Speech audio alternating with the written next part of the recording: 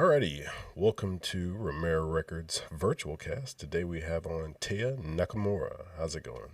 Good, how are you? I'm doing great. So, you've got a pretty cool gig that you're doing right now.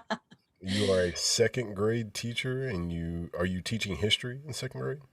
No, I am a second grade teacher, so I'm the homeroom teacher. I teach Okay, everything from math to English, history, social studies, and the bane of my existence, science. okay, but you're just a big history buff. Like I, you're just yeah. interested. Yeah, in the States, I was a world history teacher for junior high school, but when I moved here, I'm sure we'll get into that later, but it was a whole journey to get here. Awesome. So, I guess let's just get into that. So you started out in the States and you were teaching. What happened? I guess that transition from there to from here to Yeah. where you currently are. So I went to university in Idaho, Boise State University, because they gave in-state tuition to military dependents, and my grandma lived there, so that was the reason why I chose there. And after graduating from university, I kind of fell into a position at a junior high school to be the long-term sub for the history teacher that was there already. She was on maternity leave and I didn't know what to do after university. So I thought, yeah, this is great. I'll just go right into this because my degree is in history education. So I did that for about a year. And then the school offered me the position that was open on the other team. So it's a team teaching situation. They offered me the position and I felt like somebody had punched me in the stomach. Thinking about the other teacher that was just retiring had been at that school for his entire career for basically 40 years. And he was that same position, the same school, the same room for forever. And that terrified me. So early in the morning, it was like 2 o'clock in the morning, and I just had an existential dread. And I got on Google and I typed in how to teach overseas. And that's what I did. That's awesome. Yeah. So existential Googling, that's what I was doing. And I found a few jobs teaching in Europe, teaching in Russia, teaching in China. And then there was a job for teaching in Japan. And I I studied Japanese history. That was my specialty in university. And I thought, you know what? Let's do it. Can I curse? Oh yeah, you're fine. Fuck it. Let's move to Japan, pack all of our things up into 2 suitcases, sell my car, sell my furniture, everything. Literally my life into 2 suitcases and move to Japan. P.S. And by the way, I don't speak any Japanese. So, are you the type of person to do this often, or is this the first time you ever done something so outlandish? I think it was the I'm the type of person that does things spontaneously without planning. And thus far in my life, knock on wood, things have worked out. Um, but this is the first time I did something of this scale, Mm. moving to another country that I've never been to without speaking the language, didn't know anybody, not a soul. So that was the first time I did something like that, which I recommend everybody do that at least once in their life. So the requirement to do this must not have been so stringent. I mean, you basically, I mean, you have the credentials of being a teacher, but you knew no Japanese. So I would figure that would be like you got to know something. Right? You would think. There's a couple different programs for anybody who wants to pick up their life and move to Japan or a few other countries. There's programs for native speakers. As long as you're a native speaker with a bachelor's degree, you can sign up for the JET program, the Interact program, and there's like two other ones. And all that's required is native speaker and bachelor's degree. And as long as you have those two things and you pass the interview process, you're golden. And they send you to Japan. But those are usually on a temporary basis. Like people come, they spend a few years, and then they go back. It's like almost like a gap year after university. So that's a requirement. You're not a real teacher. I hate to use that word. Everybody is a real teacher, but you're not a teacher in charge of everything. You're an assistant. You assist the English language teacher in the classroom as the native speaker, and that's your job. So that was kind of a weird transition, going from being a junior high school homeroom teacher, everything is my job, to basically making the same amount of money for doing a third of the work, which was just insanity. But it was great. So yeah, the requirements aren't all that stringent. The requirements for my job now, much higher. Much higher. I mean, that's pretty wild that you were able to, just make that decision and continue to be doing it. So how long have you been over there? I've been here for this is my 7th year in Japan. So I 6 mean, full years, I'm in my 7th. that alone, like some people don't even stick with teaching in America for that long, or even get into it. They might go to school, not even actually do it. So it's pretty impressive that you took that leap to get there, and then you've been doing it for this long. Has it been, I guess, just easy to live there and to be in the cult? No.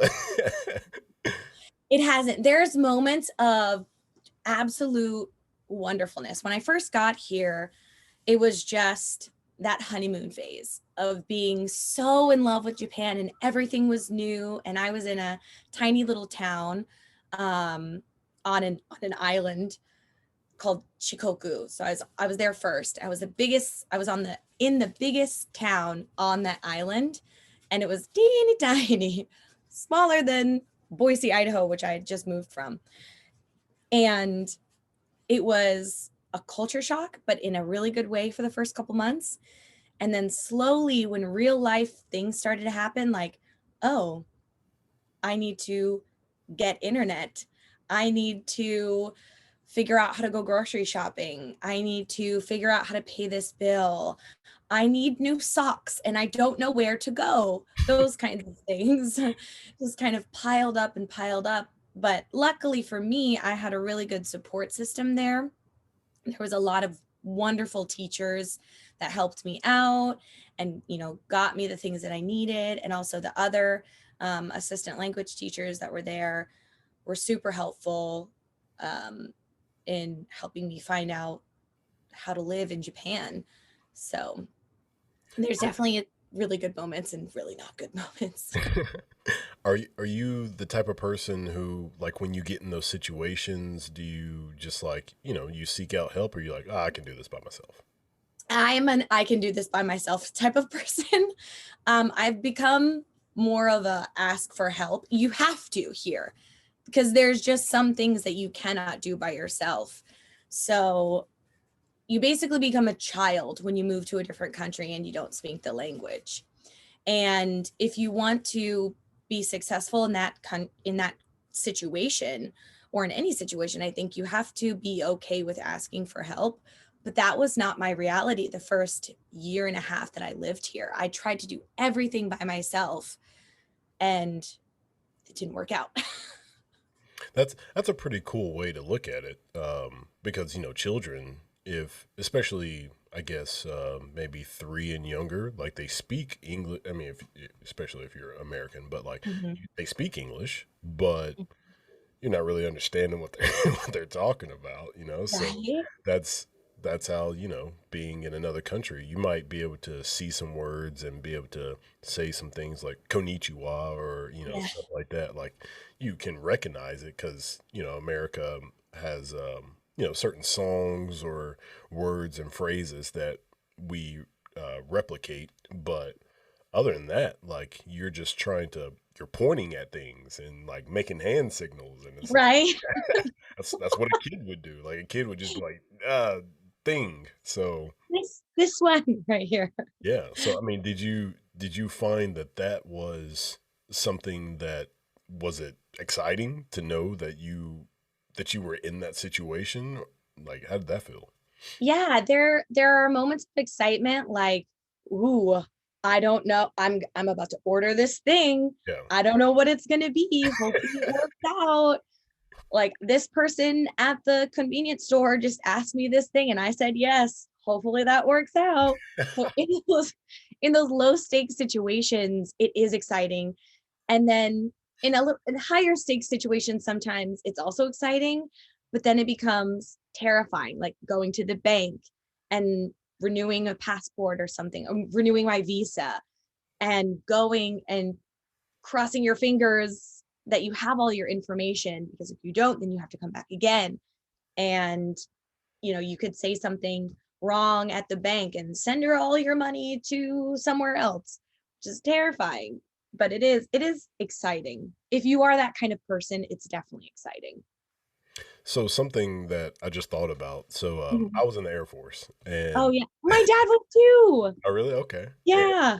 And there was a guy that I was stationed with in Minot, North Dakota. Hmm. I don't remember his name, but he was from Idaho. I'm not sure if he was from Boise or not, Uh-huh. but he said the first time he ever seen a black person in real Mhm. life was when he joined the military. And I was like, oh my God.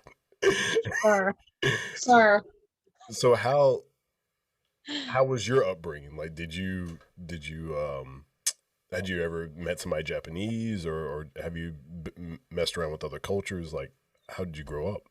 Yeah, so I my my dad, he's not my biological dad, he's my stepdad. Well, let me start before that.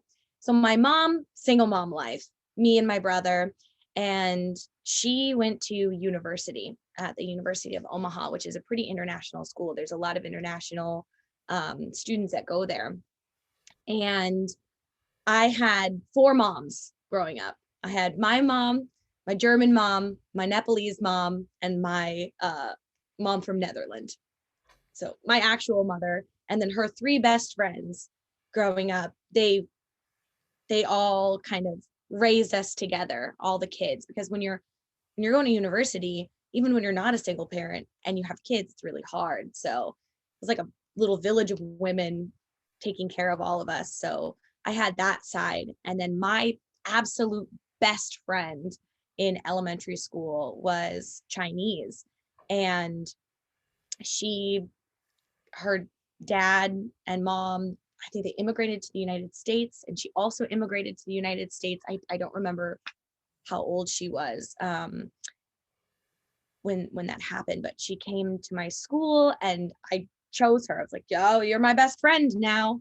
She's a very quiet, shy girl. And I would spend almost every weekend at her house, spending the night, eating all sorts of Chinese food. Her dad would cook Japanese food sometimes. I had snake, I had horse, I had eel, all sorts of food. And then I kind of showed her American culture. My favorite memory is when we made smoothies for the first time at my house when she came over, and she loved it. She absolutely loved it. And for that same Christmas, we got her her own smoothie, uh, like maker, I guess blender. We got her her own blender, and then me and her would sit in the kitchen and pretend that we were witches and just put all sorts of stuff in the blender. So, and then when I was really, really little, um, I don't have memories of this, but my mom, we lived in Kansas, and my mom and biological dad would go to this Chinese restaurant all the time. The guy was ex-military, and his wife was from China. And when we would go, my mom and her became really good friends. And so she would just pick me up and take me around and take me into the kitchen. She was the one who taught me how to use chopsticks from the time I think I was like 2 or 3 years old. She was teaching me how to use chopsticks. So I've had a pretty multicultural background growing up. So I'm so lucky in that way. And then when my dad came into the picture in the military, there's everybody's in the military. So Yeah, I I mean was lucky in that way too. that's pretty cool that you had those experiences. I know. Mhm. So when you were talking about the smoothie thing, when I went to Jacksonville State University. It's in Alabama, Mhm. and I had this guy in my class, and it was like a speech class, and he was from England or somewhere, and he he was British though, but he I think he moved to America when he was like 16 or something like that, and gosh, what happened? Oh, I think we had to make a speech about like a certain thing, like it had to be like a physical object, and Okay. I think he chose hot pockets. And the crazy thing is, the reason why he was like, I think the greatest thing Americans ever invented was the hot pocket. And Okay. I was like, the hot pocket. And everybody's dying laughing. He's like, "Oh, Uh-huh. it's so amazing. And you've got like the pepperoni and the cheese, and then you just put it in the microwave." And I was like, oh my God, this is hilarious. It's something That's that, so funny. we all take for granted is just, a hot pocket. And this guy's saying this is like the greatest thing we've got. So yeah, that reminds Exactly. me of your smoothie story. Yep. It's pretty cool just talking to people of different cultures because of, I guess, just like the simple things of how we do things differently. So like I know in like a lot of cultures, like you're doing right now, drinking tea, I don't think just sitting around drinking tea is a very American thing to do, especially in the South. We in the South, we drink sweet tea, and yeah, and that's a very funny thing again because I had another friend who was from England in college, Mhm. and we let him try sweet tea for the first time, and I think Mhm. somebody gave him like a McDonald's sweet tea or something, and he drinks The it. best kind of sweet tea. He drinks it, and he's like, "Oh my God, this is so bad." And we were like, "What?" And he's like, "This is so horrible. It tastes awful." He's like, "You took something that was good for you and turned it into something so bad. You put all the sugar in Welcome to there." America. It was so funny because I'm just like, that's crazy. Like to hear his perspective on things. And Mhm. another there's another guy who was from I think it was from England, and he was looking at the bread. They had some bread that they had just bought from the store, and Mhm. I think he was a little drunk this night. I can't remember honestly, but because he just randomly pointed this out, and he was like, this bread has been sitting on the table for like 3 weeks, and it hasn't gone bad." And I was dying because I was like, oh, yeah, you're probably used to like, homemade bread Bread. that goes Yeah. bad within like a few days, not a few Mhm. weeks. So yeah, that was pretty funny too. It's hilarious. Your tea story reminds me of the first time my husband, before he was my husband, when he was just, my boyfriend, we went to the States to visit my family so he could visit my family and everybody could meet and everything. And in Japan, gift giving is a really big deal. Omiyage is what it's called, the gifts that you give people. Um, and we like searched really hard on what to get the perfect gift to get everybody from Japan in the States, my family. And for my nana and grandpa, we decided on like a traditional Japanese tea set.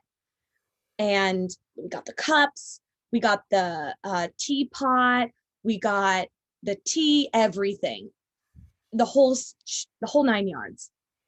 And we got really expensive tea from a super old tea shop that is right down the street from where we live now.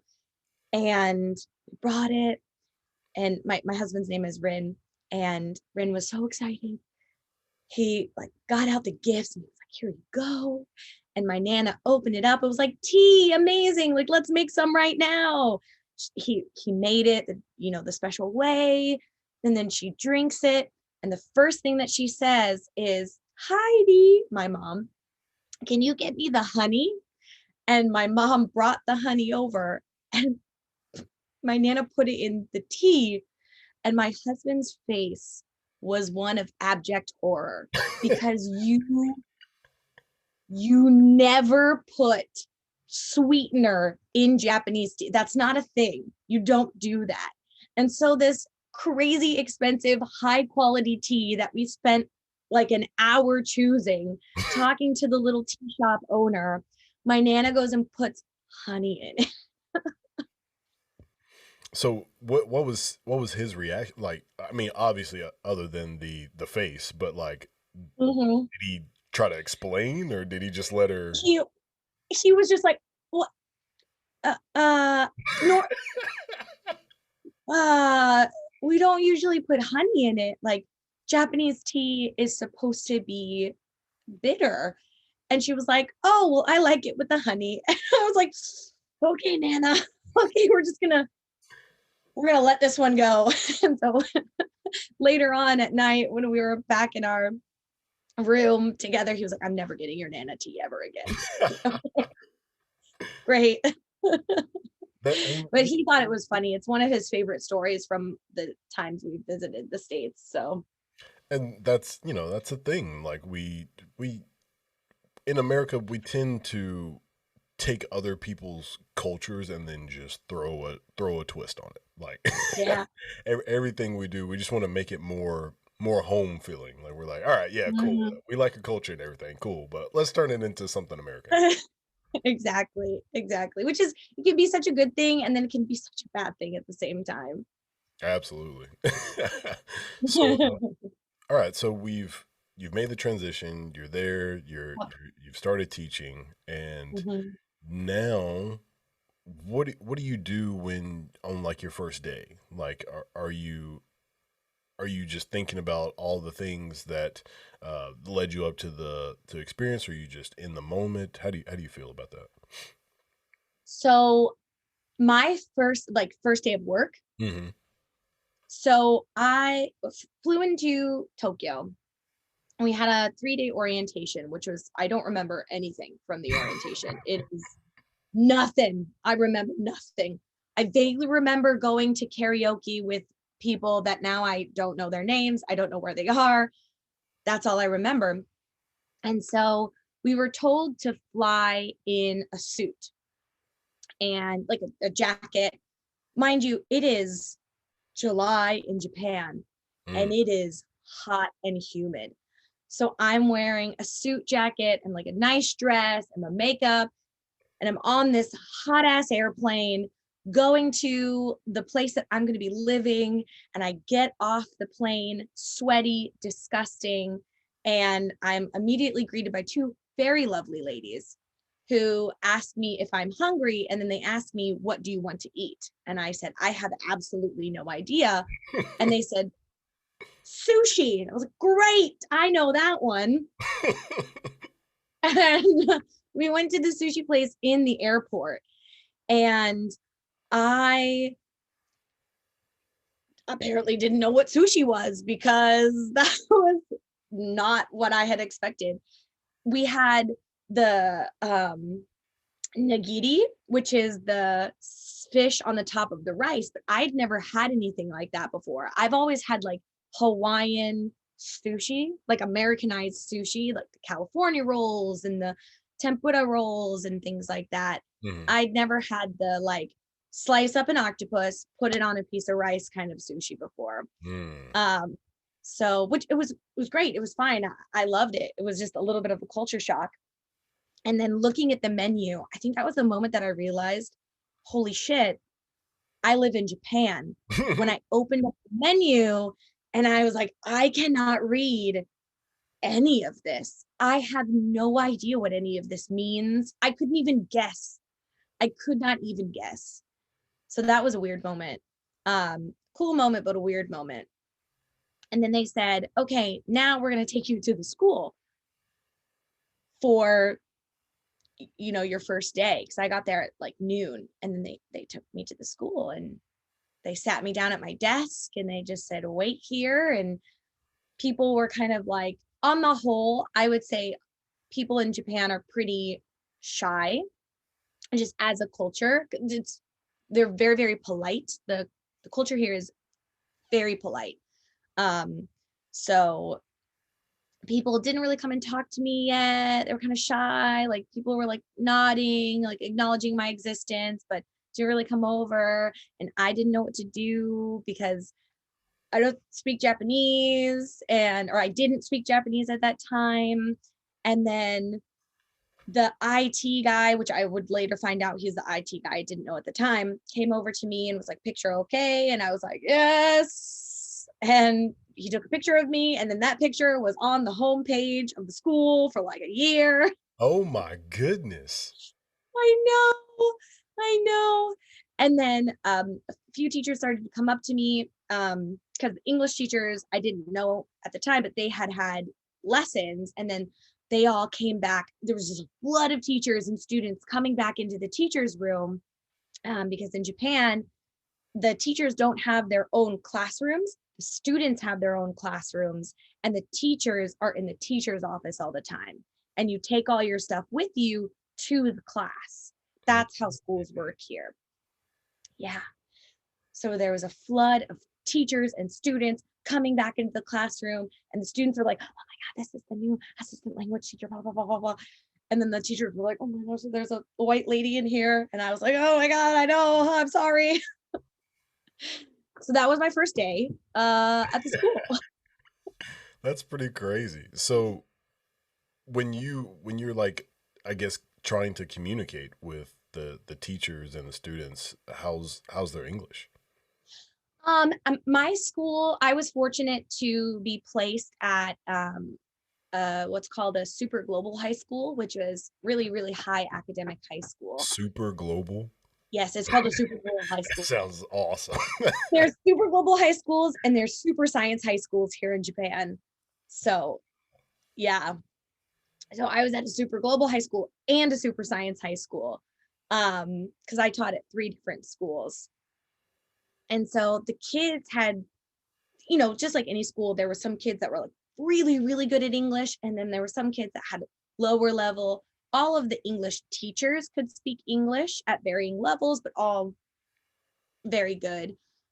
Some of the other teachers could speak English, but the teacher who ended up being like my Japanese mom before I got a Japanese mother-in-law, speaks almost no English, Hmm. and which ended up being really, really good for me for motivating me to speak Japanese and learn to speak Japanese. So communication was not a huge issue at my school, but I know other people who have had bigger communication issues. That's pretty cool. Just like being in that environment, though. I would definitely like to be thrown into that. I do plan on taking a trip out to Japan. As I said, I've been learning Japanese, and I don't know. I've just always thought the culture was cool. Like I love anime, and Yeah. I think that I feel like Japanese culture, because they're known for anime, I Hmm. think that makes them so much more like I don't know. I want to say open minded, but Hmm. it's just like a creative type culture. Like they're willing to accept different people and stuff like that. I feel like America, we tend to like, it's like we have a standard or like an idea of what a person should act like and be Hmm. like. But I mean I might be completely wrong. You've been living in Japan, so the, I just feel like Japan is, I don't know, they're just more open minded. They let people just be. I don't know. That's off. There are definitely pockets of that here, like Tokyo and Osaka are uh in that area. Like Tokyo is really free. There's, that's where a lot of fashion comes from. That's where a lot of the anime comes from. And when people have that idea of like Japan, that's Tokyo, the tourist Japan.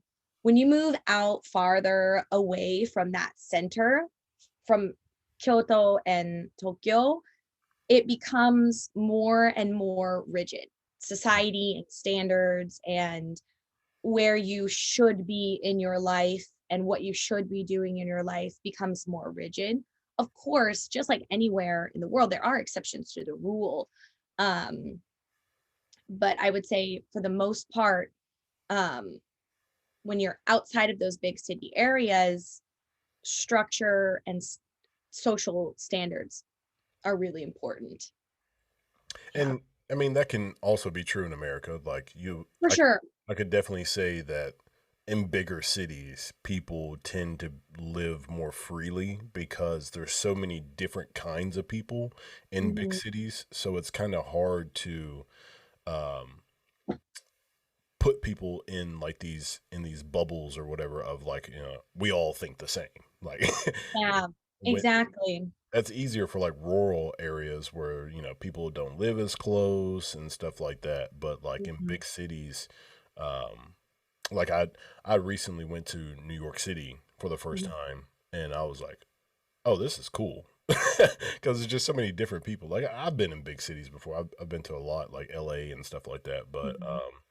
New York was definitely really cool, and I like visiting there. I probably wouldn't like living there, but it's definitely cool to just like be around like the different areas. Like my friend, he um he lived in the Washington Heights area, Oh, cool. and they actually just made a movie about that area. It's like it was like a guy who was trying to make it, and he was from Washington Heights, Oh, but it's heavy Dominican. oh, okay. Yeah, so it's like literally, we have like a little Italy or a little Tokyo Mhm. or whatever, little Japan Mhm. in the States. That's how that place is. Like the Washington Heights area of New York, it's like a little Little Dominican Republic. Dominican. Yeah. So but yeah, that's something that I definitely want to, experience. Like what you had to go through, like just being in class and and just talking to these people, and that somebody just wants to take your picture, and now it's freaking on the page of the school. Like that's so cool. It is. It's super cool, and I highly recommend it. And if you come to Japan, and this goes for anybody, definitely go to Tokyo, go to Osaka, go to Kyoto, but go to a place that isn't well known. I would definitely recommend going to like um I honestly I would recommend going to Shikoku, the island of Shikoku and the Ehime prefecture because it's big enough but rural enough for people to get a more I hesitate to use the word authentic, just a different view of Japan. Mm. Yeah. So when you start getting into your teaching, Hmm. what is something that you felt like you just got really good at? Like, is there something that you're like, oh, this is my jam? I I'm really good at explaining big concepts in easily digestible ways. Mm, I I developed the skill of like because my students had to learn really big difficult concepts in English, but sometimes they didn't have the um, vocabulary for it, but they could understand that idea. So in this super science high school that I was in, the kids would do experiments like, can I make a tomato have more vitamin C? Can we change the webbing pattern of spiders by introducing different chemicals into the atmosphere or something like that? Can we map the surface of a meteorite, something like that. So they could understand those giant concepts, but they didn't have the vocabulary for it. So it was my job to break those concepts down in ways that they could understand. So that's kind of like my skill, my little, gonna toot my own horn, pretty good at doing things like that. The two things you brought up, I'm not gonna lie, blew my mind, and I was just trying to process that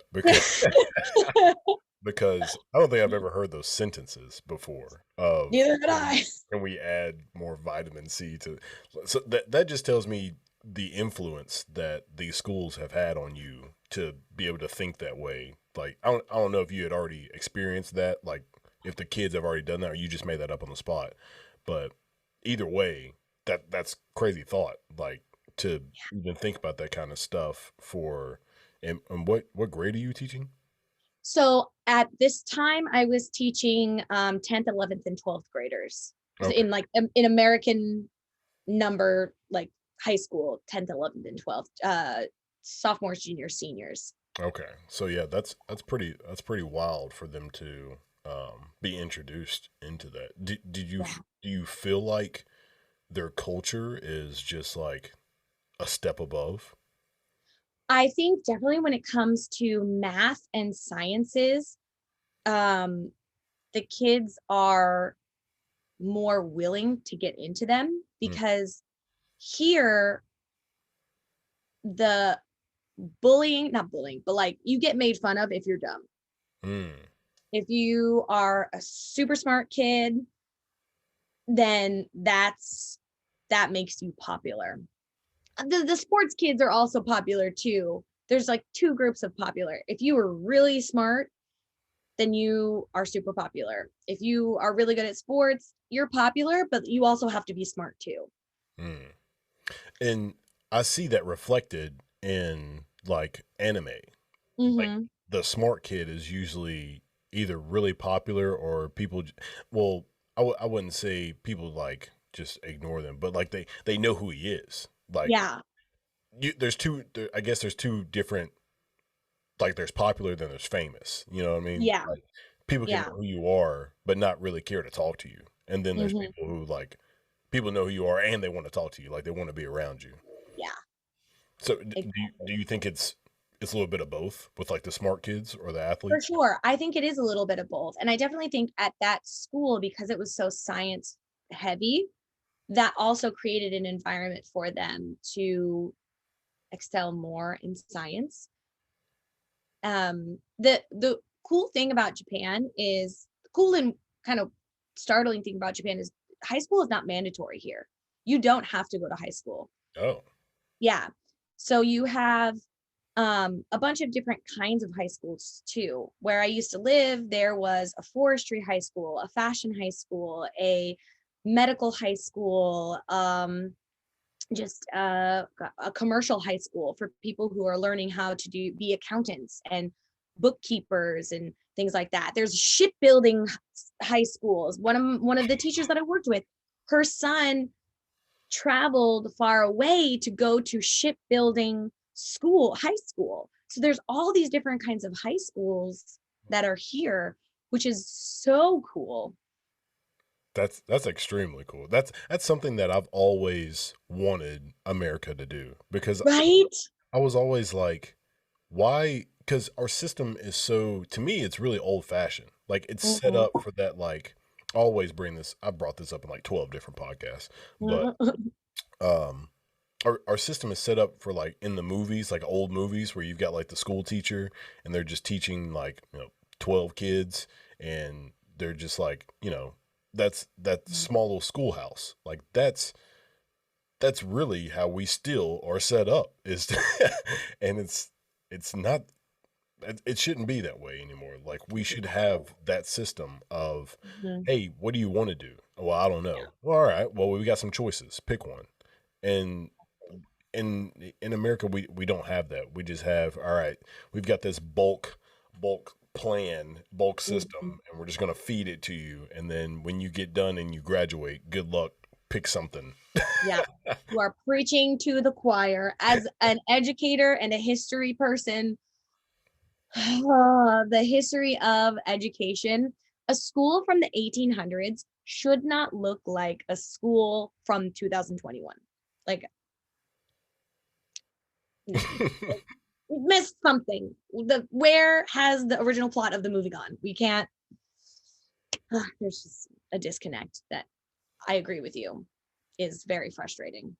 So what do you think that there are some ways that we could solve that system, like how we could integrate that Japanese system to America? For sure. Um I think finding the school in an area that has a specialty, like for example, the shipbuilding school was right next to the actual shipbuilding factory Mm. in that city. So if we, like for example, in northern Idaho, there's a really big logging industry. So if we transition one of the high schools into a logging high school, then we have those experienced workers who are working in the logging industry and a proximity to that high school. It would be easy to get real world experience. It would be easy to get people from the outside coming into the school to be teachers, having some sort of, I mean, we have it already, the program Troops to Teachers, where military members become uh teachers, educators. They go through like I think it's like a 8 month program, 8 month program to get their teaching license. If we could do the same thing for a logging industry, IT industries, people who are retiring from those industries who want to continue working but cannot continue working in those areas can just come and be teachers. Mm. I think that would be awesome, and I think that it can be done, and I just don't know how. I think schools would be really reluctant to, well, not schools, the government would be really reluctant to, yeah, to do something like that, just because of, I don't know, just because of how we've been doing it this whole time. Like, Exactly. Because we've been doing it for so long, this is the way that it needs to be done. It's just stagnation. So, yeah. unfortunately, there are some high schools in the States that are moving, but it's like, it's a lot of STEM things, Hmm. a lot of like, this is a science high school, this is an arts high school, this is a, you know, medical high school or something like that. I don't know. But there's not a lot of vocational high schools out there, which Yeah. I think is what what needs to happen. We need more vocational high schools because my brother, he dropped out of high school. He got his GED because high school was not for him. Same with my mom. They both dropped out of high school. My mom, because it was my fault. I was just had to be born. And my brother, it just didn't fit him. And then he went to welding school. He is now a tattoo artist, but it would have been so helpful for him to have the option of going to a vocational school, Hmm. not having to do super academic stuff, being able to, go to school, work with his hands, learn real life skills. That would have been so much more helpful for him. Yeah, and I think that we're starting to get more vocational programs, but Hmm. they're all for adults. Like, they're all Yeah. people who are like in their 20s or something like that. Hmm. And I don't know, maybe America just doesn't trust that high schoolers will use the education that they're getting, but there's no there's no data to support that because Yeah, it doesn't exist. We're for just sure. guessing that high schoolers aren't going to be successful um, by going to a welding high school or going to a aquamarine school or something like that. Like, we're guessing that they won't benefit from that just Hmm. because of, the rate of college students. Like college students, you probably experienced it with your friends. Like a lot of people, they go to school for teaching or go to school for business, and then they don't do it. Like, Yeah, after, if they graduate, and then, exactly. but it seems like something that they're probably trying to pass on to high schoolers, but it's like, oh, there's nothing to support that. No, exactly. I mean, I originally went to university for nursing, Mm. and then I took my first, I'm going to sneeze, I'm sorry. I think I'm okay. I took my first nursing class, then my first anatomy class, and I was like, no, I can't do this. This is not for me. And I went to the registrar's office, and I I told the lady at the desk, I don't want to be a nurse anymore. And she was like, well, what do you want to do? I have no idea. So she suggested that I just take some general classes. And I found history, and that was lovely. So thankfully for me, I found something else that I liked, but I had friends that didn't find something else that they liked, and then they just dropped out.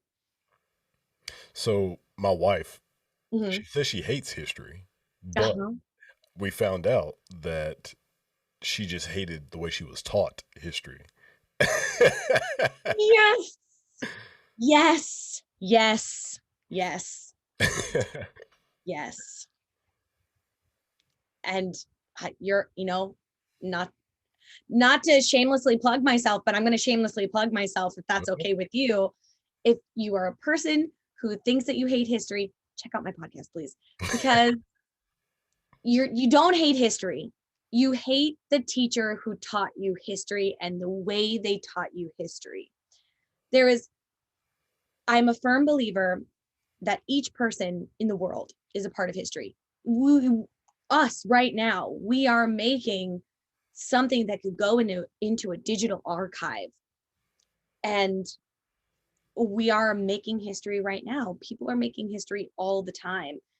And I think bad teachers don't make that connection or give that connection to their students. Like, this history is not a self-isolated thing. This historical event that we're talking about right now has affected our world and continues to affect our world. All parts of history affect all parts of history. Hmm. And I wish more teachers would explain that to their students. Yeah, I mean, I Stop making them rote memorize dates. That's not important. Nobody cares. I will say, like, I always loved just the stories of like what went on, and there would be times like my history teacher would go on and talk about something, and I'm like, oh, pause, what just happened? Like, I would Yeah, love to right. know the story, and um, I would explain like some things that happen in history to Rachel, and she would be like, Mhm. "What? Like, no, like nobody ever taught me that in history." I'm like, you'd be surprised." Exactly. You'd be surprised. I feel like a lot of military people enjoy history. Maybe it's just the Air Force people, because my dad is also, he is a history buff, and he is kind of the one that got me into loving history. And all of his friends are also big history buffs. They've got all those, God, what's that author's name? I can't remember. He writes a bunch of military uh historical fiction books, and I can't remember his name, but they like line the shelf of my dad's bookshelf and all of his friends, and they all love it. And every single family trip that we ever went on was historically based. So Mhm. Yeah, and yeah. stuff like what's it called? Oh, Drunk History. Have you ever seen that? Drunk history. I love drunk history. Yes. Yeah, stuff like Drunk History it's great for people because they teach you things that happen in the past that you would not have learned in school, and they Yes. make it fun to remember because of how they're presenting it to you. Exactly. it's all about the presentation, truly. It really, really is all about the presentation of the story. Yeah, I mean, I even say that about music. Like, a lot of people talk about like rap. Like, Mhm. it's not what you say; it's how you say it. You know, you might not Truly. understand like what's going on in a song, but it sounds good. So Yeah, that's all that exactly. matters. Same thing with history. Like, you might not understand everything that's going on, but if you can twist that story and give it to somebody in a certain way, they're going to enjoy, just the story of it. They might not understand the impact it had, but I'm like, oh, that's a great story. Like, think Yeah, about all the movies that have come out that portrayed, something that happened in history, and it might not have been completely accurate, but it got people interested in that situation or in that historical event. Um, yeah. One thing that I thought was pretty cool in drunk history was, gosh, what was it? Oh, the Rosa Parks story. Have you heard that one, or did you see that one? Uh yes, yes. I've seen that one, and then it got me interested in reading this book called Mothers of Mass Resistance or Massive Resistance. Hmm. I joined a book club because of it, and it's all about the women who were in the civil rights movement, like Rosa Parks. God, I cannot remember the other ladies' names, but it was like dismantling all of the lies that were told that Rosa Hmm. Parks is actually like this old lady on a bus who just had tired feet. Yeah, yeah, that was pretty cool. For those of you who haven't seen that drunk history, so basically what happened was, so I think it was was it the NAACP? The NAACP, yeah. Yeah, so basically they wanted to do some kind of boycott, and they had, I think it was somebody who was in the group, or they knew it was like a 16-year-old girl, and they were going to Yeah, get this 16-year-old girl to go on the bus and not give up her seat. Like, they planned it all. And yeah. so they have it all planned, they have it all set up, and they find out she's pregnant, and they're like, "Oh, we can't use her. We can't use a pregnant Harlot. 16-year-old girl." Yes. A pregnant 16-year-old. She's not married. Yeah, so they were like, "Ah, Rosa, will you do it?" And she was like, "Yeah, sure." So Rosa Parks goes on the bus and doesn't give up her seat, and she is forever remembered as this older woman who was just tired from getting off work and didn't want to give up her seat. But that's not the case. It's not the case. And that the line of she just had tired feet. That's like the elementary school history teacher's line that I hear all the time, and I just want to scream because that's not how the story went. That's not at all how it went. I think she was like in her 30s Mm, when she was on the bus. She wasn't old at all. yeah, yeah. Is there something else, like another story that you've found out that, I mean, besides drunk, it might be drunk history, I don't care, but like something Uh, else that you thought was pretty cool? Another story. So I do you know there's two stories if we have time for that. Yeah, go ahead. Um the first one is of the job title of human computers. So the movie and the book Hidden Figures, have you seen that? Yes. Yes. It blew. I'm ashamed and embarrassed to admit that I didn't know about that stuff until I saw the book. And then later, when I saw the movie, I had no idea that there was this group of four Black women, two engineers, and two computers is what they were called, the human computers, because they did all of the calculating of the rocket metrics for NASA and the engineering for NASA. And like learning that those four women basically were responsible for America beating Russia in the space race and And us not learning that in school, That's, livid. yeah, that's pretty crazy. When I first watched that movie, I was like, "What?" I was I like, know, "Nobody talks about this."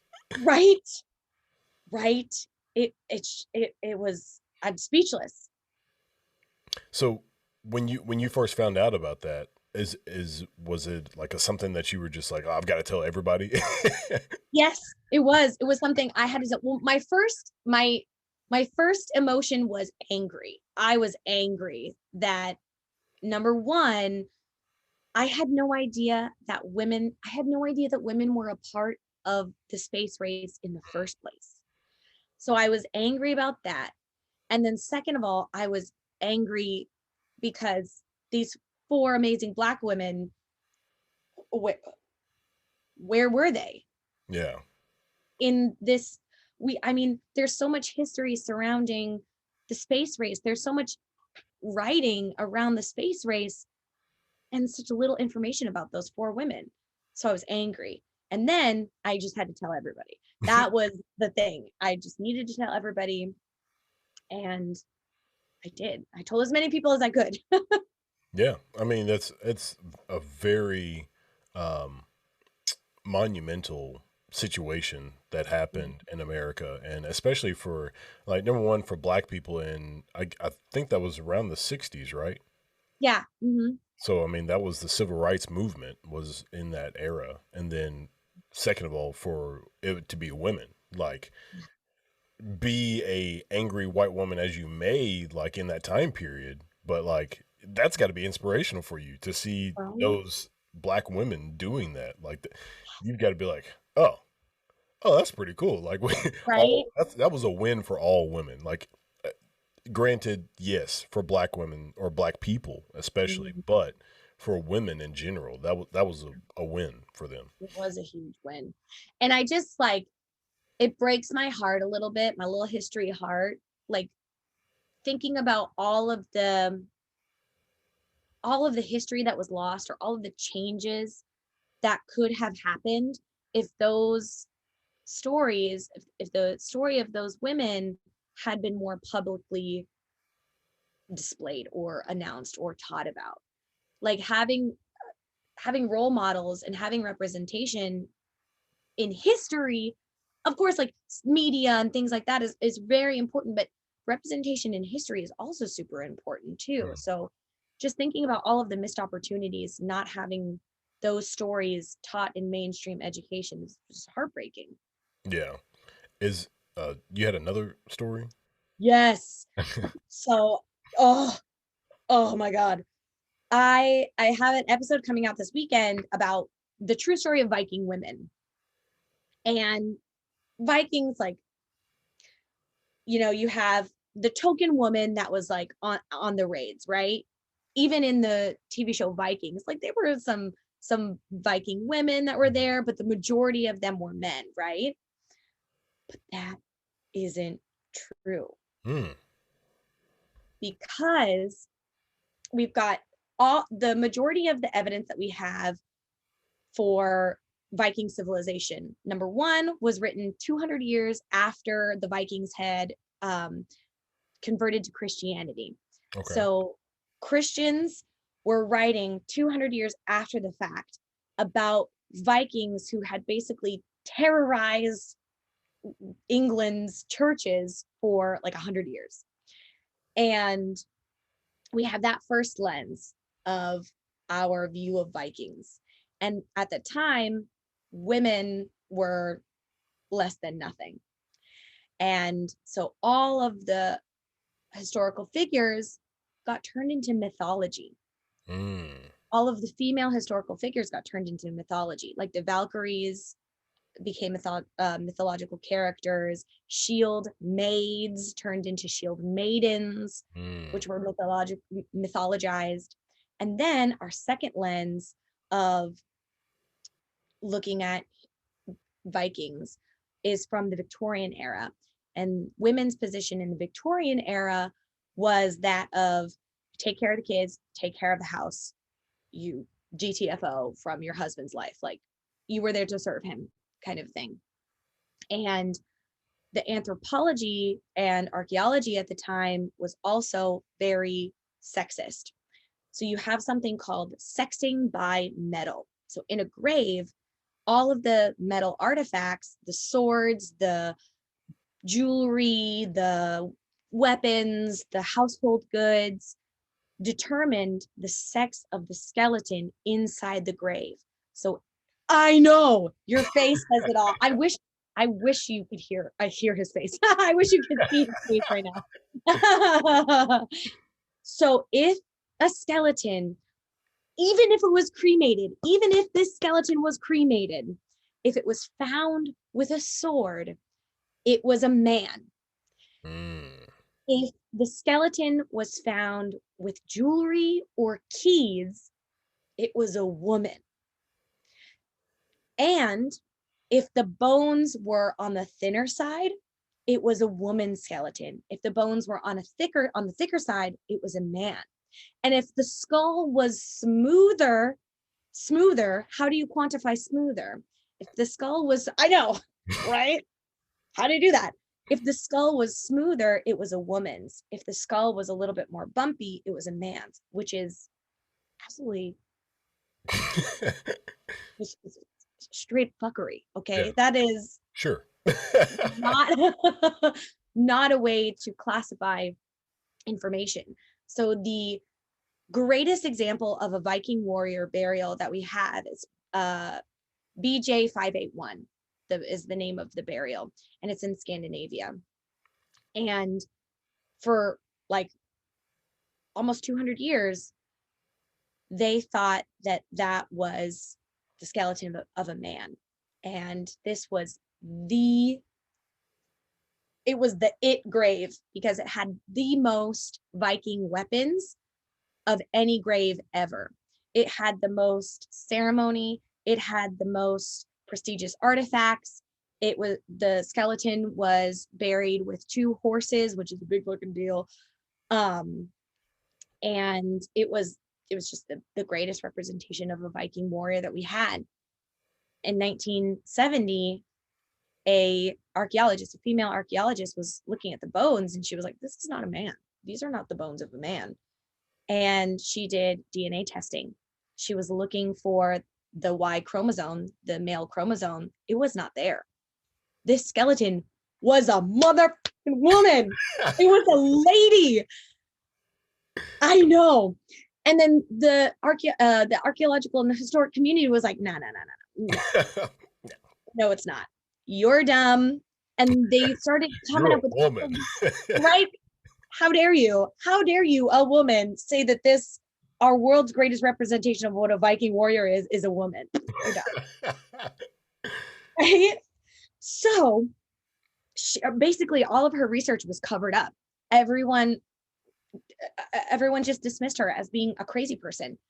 And then again in 2017, this is a few years ago, 2017, another archaeologist, another woman, went and did an osteological DNA mapping thing and found out a ton of information on this woman. Again, no Y chromosome was detected. So it was a woman. And yet again, the historic and archaeological community were like, no. Okay, let's explain. So first of all, maybe these artifacts that were found with her are just symbolic. They're just symbolic. But the weapons in other male tombs are not symbolic. So why is hers symbolic? And then they were like, well, okay. I bet a man was buried with her and then somehow his bones got taken out.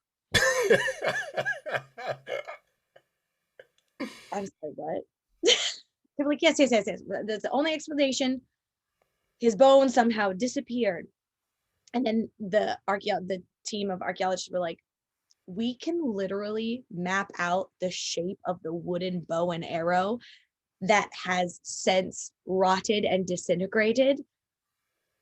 I think we would detect if another human being was in the burial. Like, pretty sure we would be able to figure that out. Yeah. Yeah. So the two greatest Viking burial discoveries, the two greatest Viking discoveries are both about women. So BJ 581, that warrior burial is a woman. And then the largest Viking burial that we found has two women in it. Dang, that's crazy. Isn't that bananas? It's so crazy. It's so crazy. It gets me all worked up. I'm sorry. So heated. So going back, I didn't want to stop you, but I really What? want to stop you. Yeah. So Valkyries were real females and they got turned into mythological people? Mythological creatures. So the thing about Viking sagas is that there is no separation between fantasy and reality. So there was no like now we have fantasy, historical fiction, we have nonfiction, things like that. But back then, for the Vikings, there was no genres. Everything just went together in these sagas.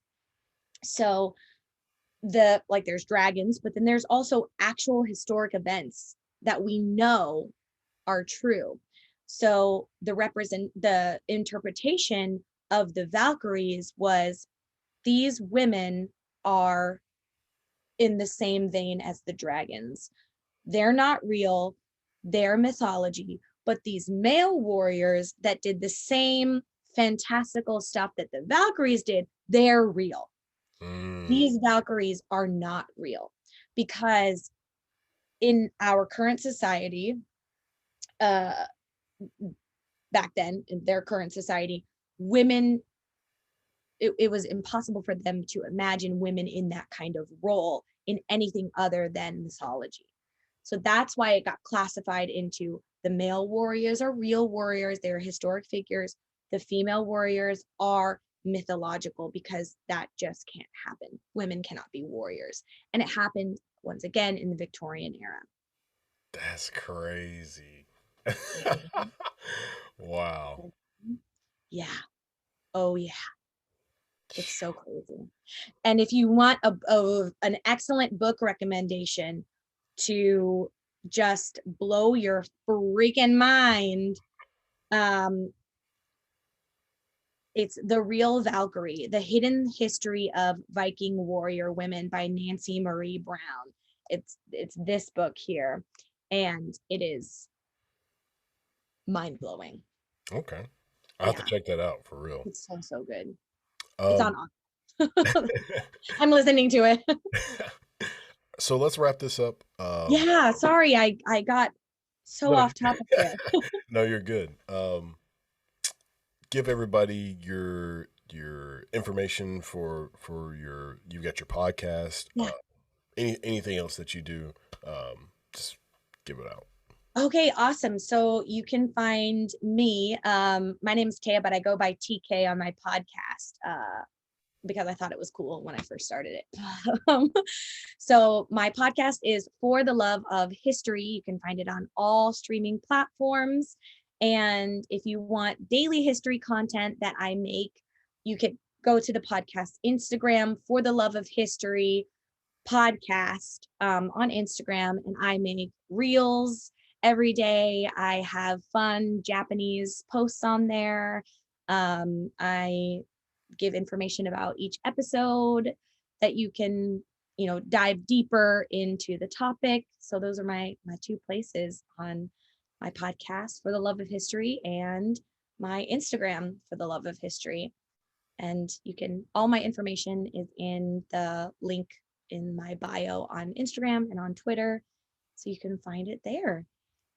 Awesome. Thank you Yeah, so much for coming on, and it's been an absolute pleasure thank speaking you. with you. All You've right. also been so great. Your questions were fantastic. I really loved it. Thank you so much. No problem. All right. Thank you for everybody tuning in, and we'll see you next time. See you.